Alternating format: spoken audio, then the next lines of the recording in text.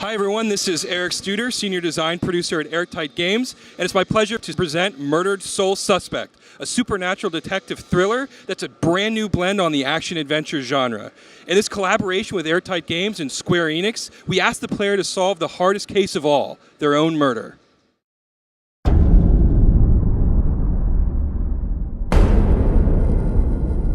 Detectives aren't supposed to get bloody knuckles.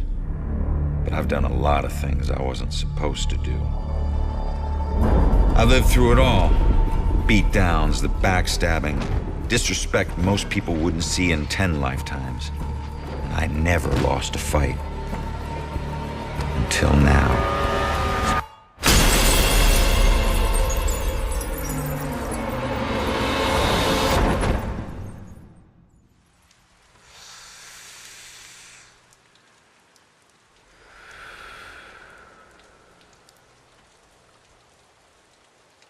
Hey man, what are you doing?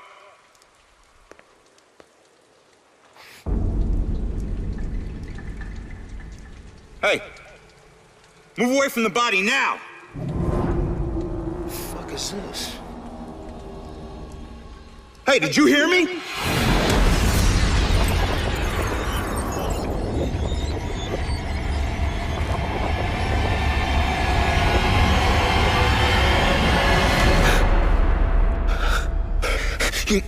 My God. Hey, no!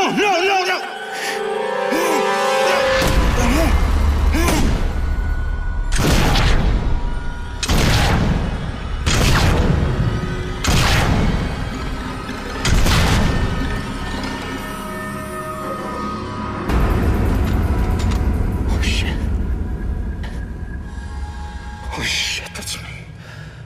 No.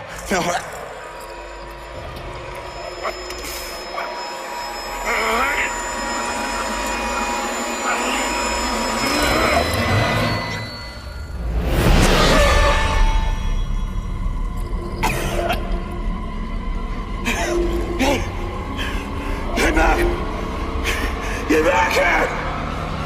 I said, get back here!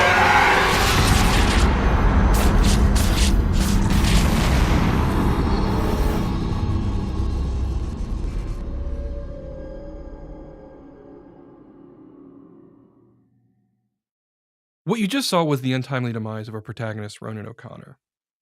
Ronan grew up on the streets, and because of that, he has a particular perspective on the world. He brings his experiences with him as he does his work as a detective with the Salem Police Department. A great idea, Baxter.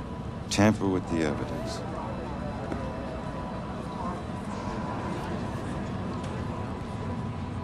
Backup.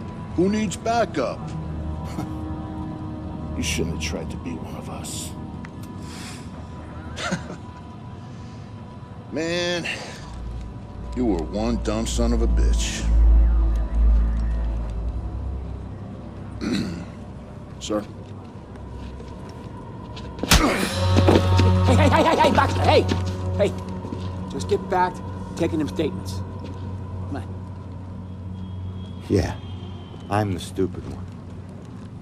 Look, this is not your scene, Lieutenant.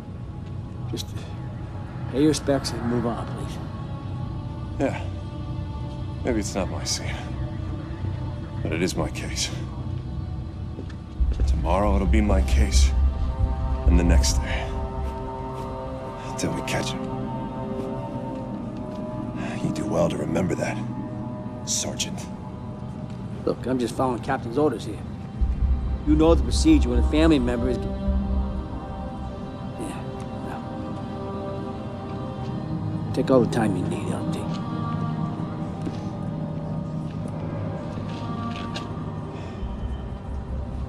Don't worry, brother. Remember, ghosts never die.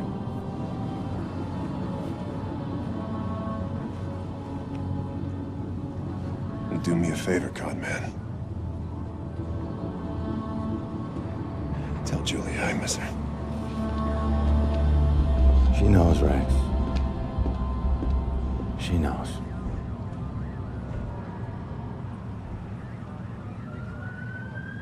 I need to get my eyes on Stewart's notebook. See what they found now. see the man in the hood? Yes. I don't know if she saw anything.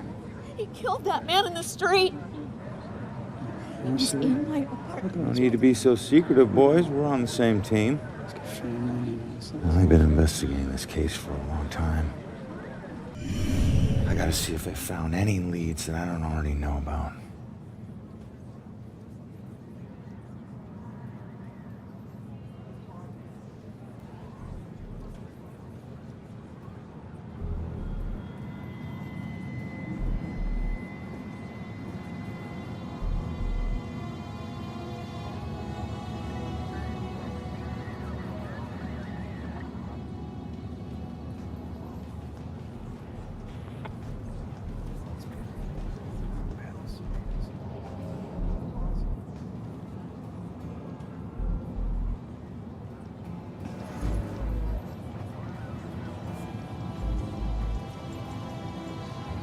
Murder takes place in Salem, Massachusetts.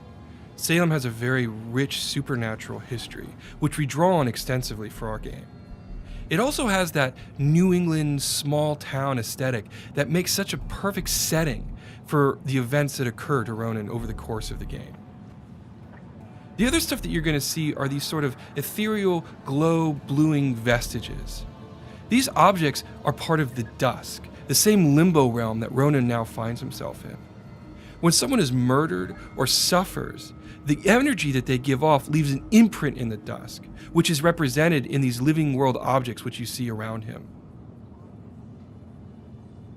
Now, Ronan is capable of lots of things, like passing through most living world objects, but dusk objects actually present blockers to Ronan, so he cannot move beyond them easily. In life, Ronan was an excellent detective, and the first thing that you're going to see here is his incredible observational abilities. As I examine Ronan's corpse, I know he was shot after he fell from a 4th-story window.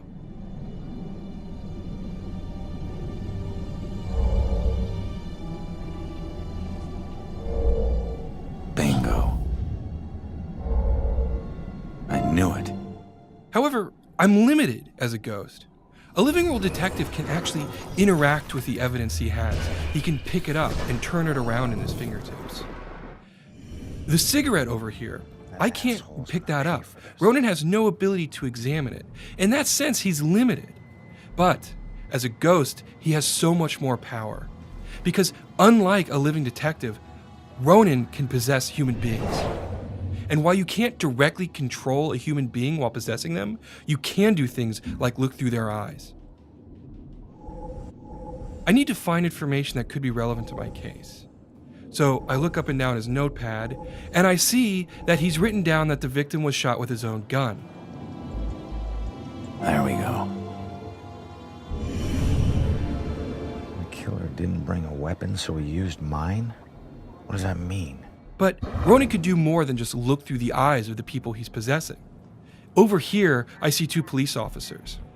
Now, I can't hear what they're saying, but if I possess Officer Robinson and listen through his ears... What a night, huh, Robinson? Yeah. Crazy. Ronan, unbelievable. I don't get it. What was he even doing here? Asking for it. A witness called in saying he saw the killer enter a building. Ronan responds, disregards orders for backup. Next thing you know, the killer tried to see if he could make him sprout angel wings. And then bam, bam, bam, bam, bam. 7 to the chest. Point blank. You really have no idea when to quit, do you, Baxter? You ever take a look at those tattoos of his? All that gangland prison crap? He was more criminal than cop. Yeah, you live like a thief, you die like a thief. He was still a badge, dickhead. But Ronan can do still more with his ability to possess human beings. Over here, you can see that there's a witness who's trying to give a statement to a police officer. If I influence her and use one of my own memories, in this case my killer, I can get her to think about that particular subject. That man in the hood. Outside. Looking up at the top apartment on the 4th floor, I think. Does that mean the killer came here for a reason? So now I've got information about the witness. She was too distraught to give information to the police officer. All right. But by reading Time her to put mind, this all I now together. have information that the cops don't have access to. So I've collected all the critical information on this crime scene, and so now it's time to make a deduction. In this particular version of the deduction, I need to put the pieces in the right order. So first, I need to figure out what the cops know. Well, I know a little bit about what the killer's MO was based on Stewart's notebook. Good. And I know that they know a little bit about what happened here, the events of the murder, because of the conversation. That worked. But now I need to figure out, what do I know that the cops don't know? Well, it was the mind-reading information I got from the witness. Outside, looking up at the top apartment on the 4th floor, I think. The killer came here for a reason. But what was it?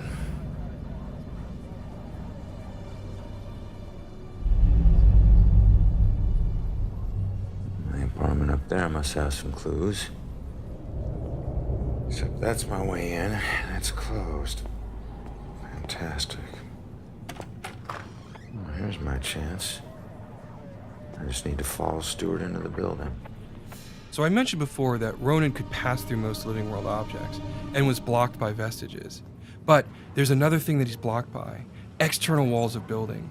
I mentioned the sort of foundation in the supernatural that the town of Salem has. Well, in our game, the citizens christen all of their buildings. What this does is it creates a supernatural barrier that prevents spirits from entering and exiting freely. The only way Ronan can get in and out of buildings is by finding a breach in that barrier. Now, Officer Stewart ahead of me has opened that door, creating the breach that I need to get inside.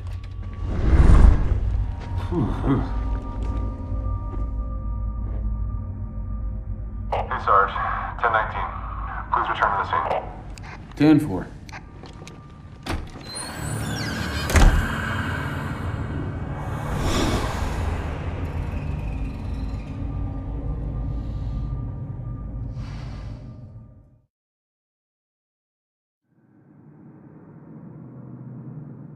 So now I'm moving on to the second key component of our product, which is exploration.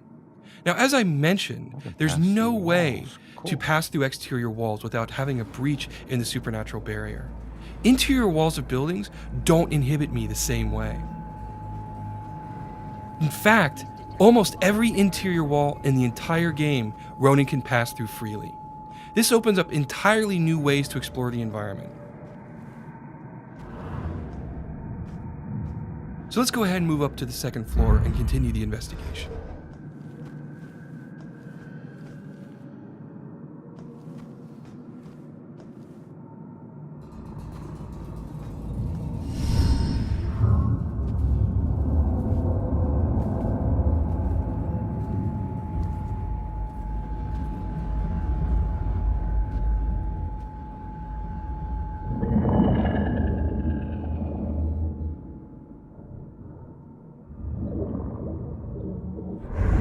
Hey, how the hell did it come back? Did I do that?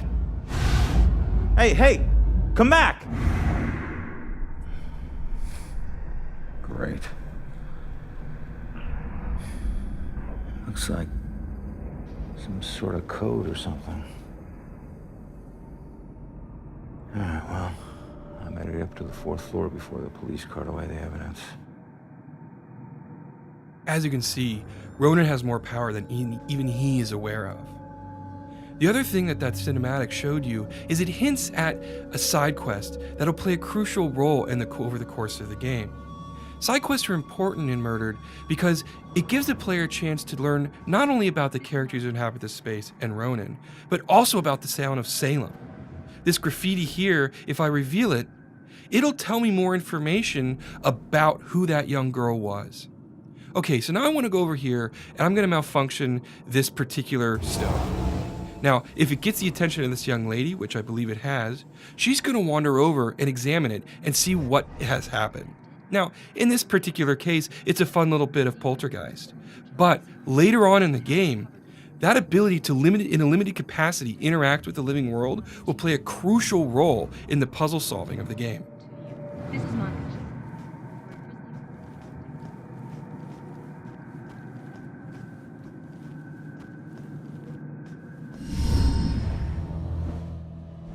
The Dusk is not a safe place. What you see here is the first of several demon types that the player will encounter over the course of the game.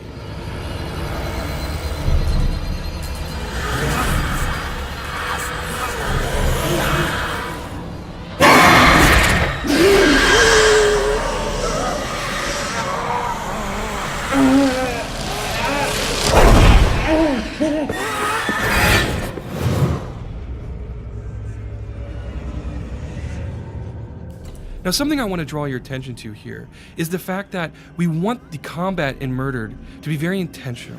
We want the player to understand the combat space, build a strategy, and execute on it. The demons are incredibly strong, and if you attack them head on, you will be defeated. So it's important to get behind them when they're unaware and rip them apart from the inside. This represents sort of the holistic design that we're taking with Murdered. Both in the case of investigation and exploration and combat, we want it to be very intentional, very thoughtful. We want the player to constantly be engaged in the game and always be thinking about their next decisions. It's that sort of consistency of design that we're going for. Now here, you see that on the street, we use possession to solve crimes. But now, we use it in combat. We can defeat demons by hiding within living targets.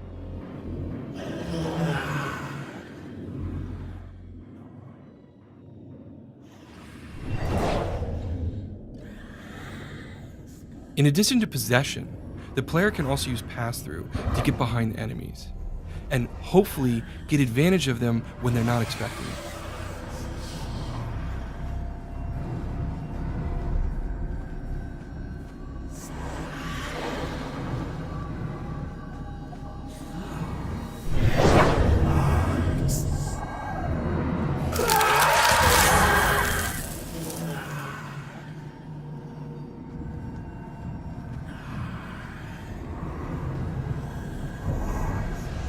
One more ability I want to show here is something that we're calling teleport right now.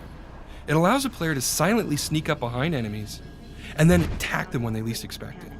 This normally.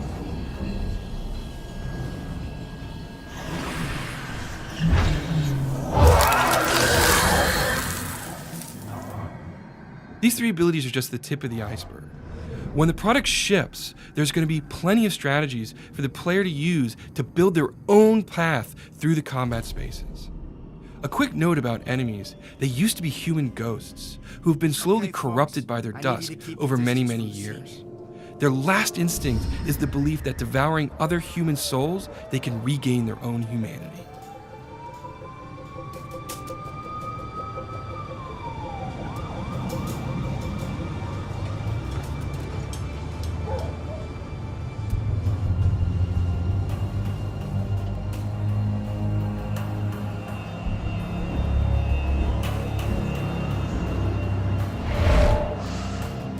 Damn it. My mom gave me that gun.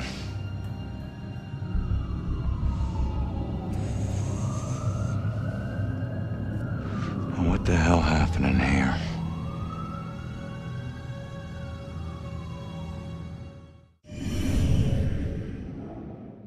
Now on the street, I showed you how possession can be used in a special way to gain advantage where a regular detective wouldn't be able to gain headway into a case. The player can do more than that though. Here we have things called memory residues, and by revealing them, I actually bring a memory back into the investigation space. Now that it's here, I can investigate it and draw information from it. In this case, it's obviously the killer here, and he's looking for someone or something.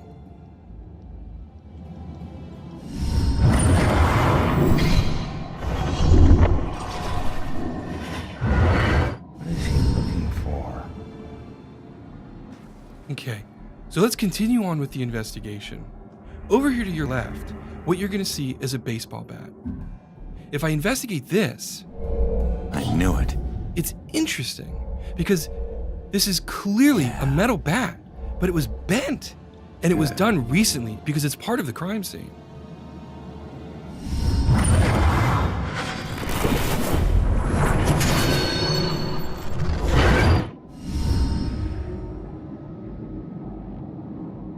Damn, this guy's strong.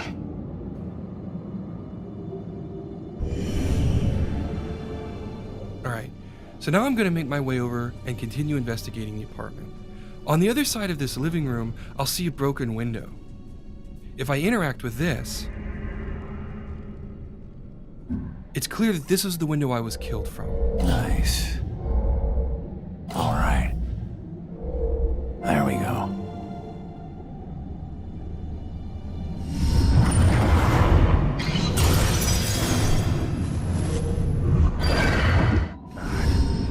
I didn't stand a freaking chance. We'll move into the bedroom now and continue the investigation. You'll see that there's another memory residue here, and if I reveal this one, I can see that there's a witness. Now, this witness is obviously watching the killer as he moves through the space. She's frightened, and so she's hiding from him, hoping he doesn't see her. Bingo. Nice.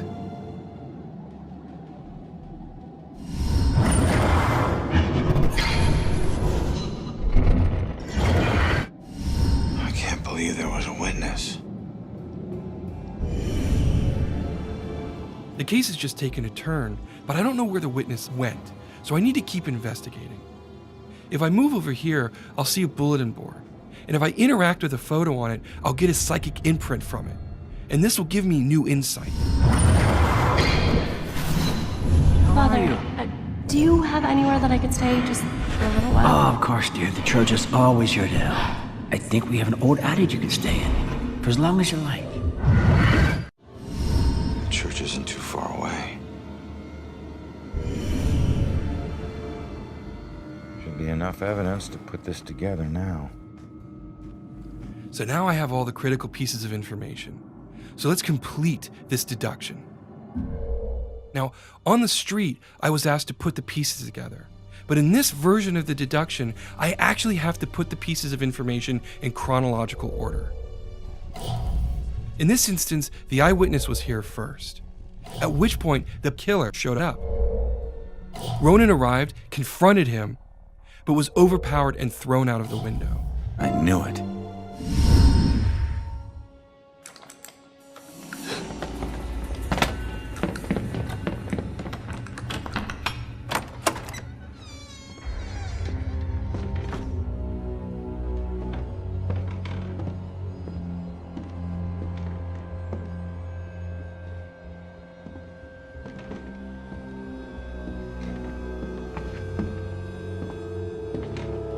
Turn around. You're under arrest.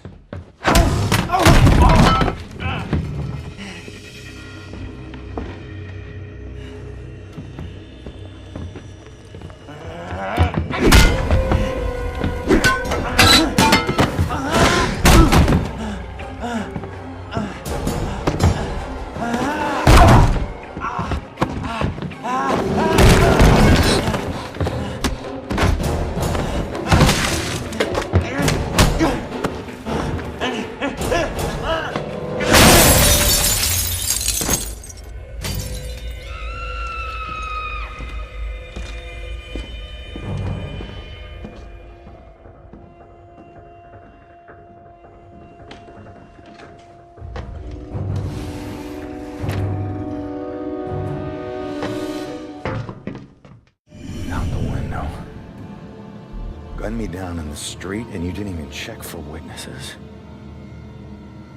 Like you're untouchable. That girl is my only lead. I need to find her. By piecing this all together, I now know where the witness fled. I need to chase her through this window. Hopefully I can still catch up with her, find her at the church, and maybe she'll lead me to my killer so I can bring him to justice. What you just saw was the beginning of a very robust and very interesting supernatural detective thriller that we think is both incredibly original and incredibly compelling.